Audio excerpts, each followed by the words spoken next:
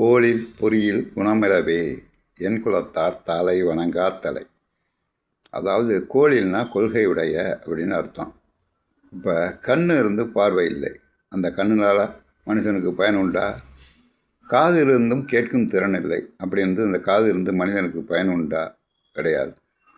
அந்த மாதிரி நம்முடைய மெய்வாய் கண் காது மூக்கு 5 அறிவு கருவிகளுக்கும் இருந்தும் பயனில்லாமல் இருந்தால் எப்படி இருக்கும் மனுஷனுக்கு? அதே மாதிரி என் குலத்தார் தாளை வணங்காது. என் குலத்தார்னா 8 வகை குணம்னு நினச்சிடக்கூடாது. நம்ம அறிவுக்கு எட்டாத குணம் படைத்தவன் கடவுள். அப்பேற்பட்ட கடவுளின் பாதத்தை வணங்காவிட்டால் நீ மனிதனாக இருந்து புண்ணியம் இல்லை. இதுதான் இந்த குறளில் சொல்கிறாரு. கோளில் பொறியில் குணமிலவே என் குலத்தார் தாளை வணங்கா தலை. புரியுங்களா? அதாவது பேரறிவு படைத்தவன் இந்த மாதிரி 8 வகையாக பரிமையாளர்கள் பிரித்து இருப்பார். தன்வயத்தால்